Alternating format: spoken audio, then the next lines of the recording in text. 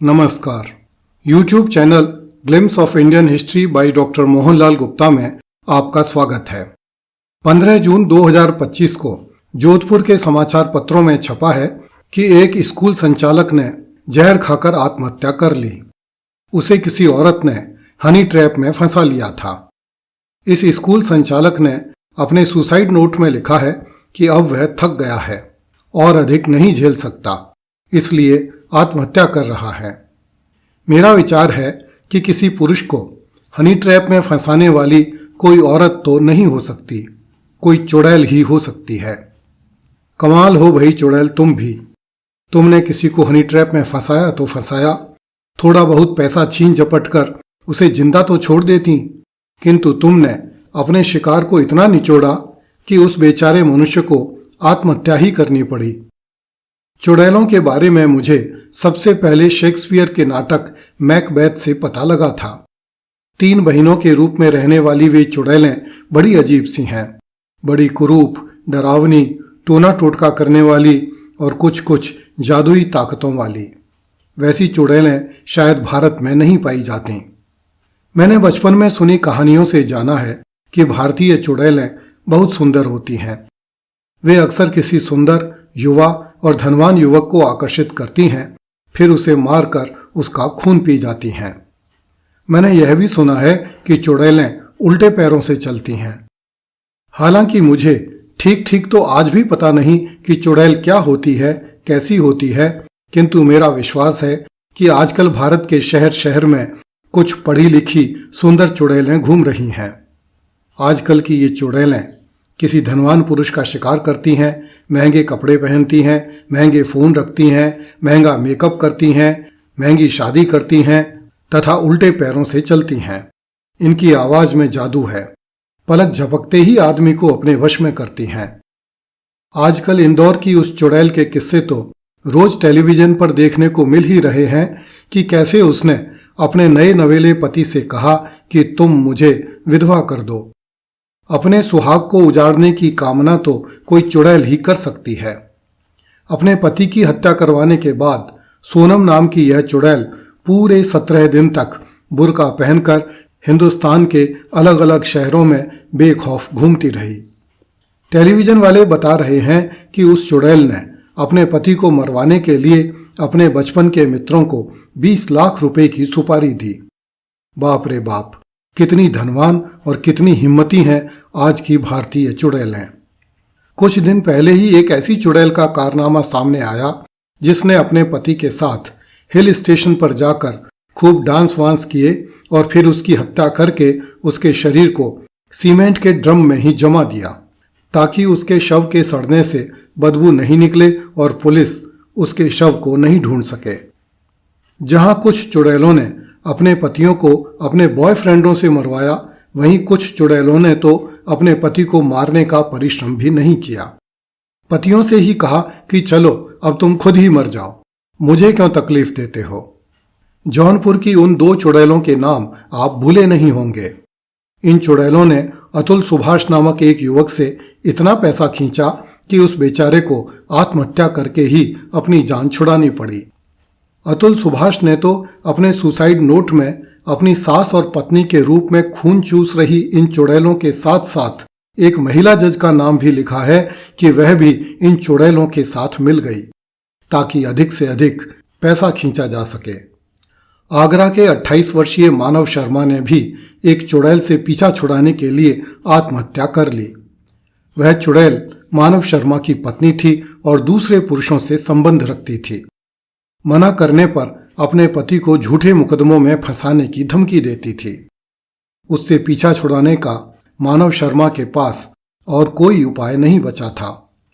12 मार्च 2025 को गुड़गांव के सोहना के रहने वाले 45 वर्षीय भारत ने आत्महत्या कर ली। उसने अपने सुसाइड नोट में लिखा है कि उसकी पूर्व पत्नी उसे फोन करके संपत्ति मांगती है और मना करने पर आत्महत्या करने के लिए उकसाती है। इस पूर्व पत्नी से तंग पति ने सचमुच आत्महत्या कर ली। कर्नाटक के पीटर का नाम भी सुर्खियों में आया था। उसने भी चुड़ैल के अत्याचारों से छुटकारा पाने के लिए आत्महत्या कर ली। उसने अपने सुसाइड नोट में अपने पिता को लिखा कि डैडी मुझे माफ कर दीजिए, मेरी पत्नी पिंकी मुझे इतना टॉर्चर करती है कि अब मैं जी नहीं सकता। गजरौला के दिवाकर शर्मा का नाम आपने शायद ही सुना हो, जिसने 27 मार्च 2025 को भरी दोपहरी में अपने घर में फांसी लगा ली। दिवाकर शर्मा की पत्नी हृदेश उर्फ अंजू शादी के कुछ दिन बाद ही लड़ झगड़ कर अपने पीहर चली गई। वह रोज अपने पति को फोन करके मरने के लिए उकसाती थी। वह अपने पति से कहती थी कि तेरे मरने के बाद ही मुझे शांति मिलेगी। यदि तू नहीं मरा तो मैं तेरा जीवन तहस नहस कर दूंगी। झूठे मुकदमे में फंसाने की धमकी देती थी। दिवाकर शर्मा ने मौत को गले लगाने से पहले अंजू से वीडियो कॉल पर बात की। वीडियो कॉल पर भी अंजू दिवाकर को मरने के लिए उकसाती रही। अपने जीवन से निराश दिवाकर ने खुदकुशी कर ली।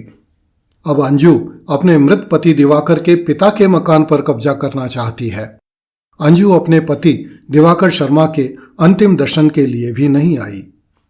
16 मई 2025 को उत्तर प्रदेश के गाजीपुर सदर कोतवाली क्षेत्र में एक सहायक अध्यापक कोविद कुमार ने अपनी पत्नी और सास की प्रताड़ना से तंग आकर आत्महत्या कर ली।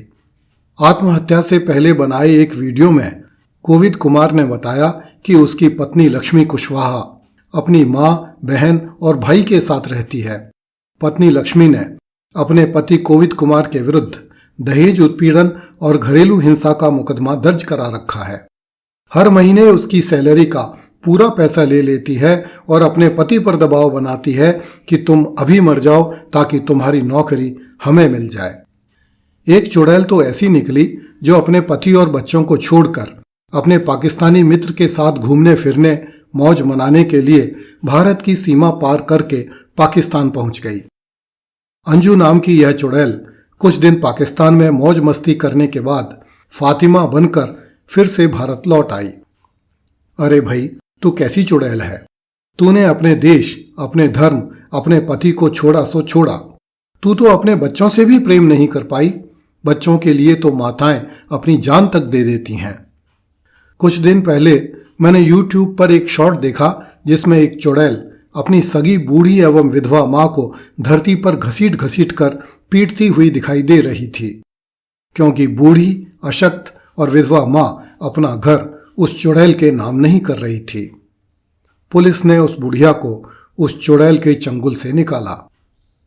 आज ही टेलीविजन पर एक समाचार देखने को मिला कि यूपी के हरदोई में एक पेट्रोल पंप पर एक चुड़ैल ने जरा सी कहासुनी होने पर पेट्रोल पंप के गरीब कर्मचारी की छाती पर पिस्तौल रख दी।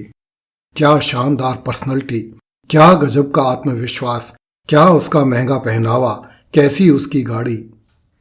महिला सशक्तिकरण के नाम पर भारतीय नारी को भारत की मूल संस्कृति के विरुद्ध भड़काकर ऐसी जीवन पद्धति की ओर धकेल दिया गया है जिसमें असंतोष और दुख के सिवाय कुछ नहीं मिलने वाला। मनुष्य को किसी के भड़कावे में नहीं आना चाहिए, अपनी बुद्धि से काम लेना चाहिए। जीवन का सुख किस बात में है, इस बात को समझना चाहिए। आज बहुत सी पढ़ी लिखी लड़कियां पैसे की हवस के कारण अपराध करके जेलों में बैठी हैं। नारी सशक्तिकरण के पुरोधाओं ने उन्हें इस हालत में पहुंचा दिया। भारतीय समाज की दुर्गति करने वाले महिला सशक्तिकरण के अलंबरदार अब कहां हैं? क्या वे जेलों में बैठी इन लड़कियों को फिर से शांत और सुखी जीवन दे सकते हैं? यत्र नार्यस्तु पूजन्ते वाले देश में अचानक ही ये चुड़ैलें कहां से घुस आईं? मां के चरणों में सिर रखने वाली भारतीय संस्कृति अचानक ही चुड़ैलों के कहर से कैसे कांप उठी? हे चुड़ैलों, तुम शांत हो जाओ, भगवान के लिए शांत हो जाओ, मानवता के लिए शांत हो जाओ, अपनी जिंदगी में सुख चैन बनाए रखने के लिए शांत हो जाओ।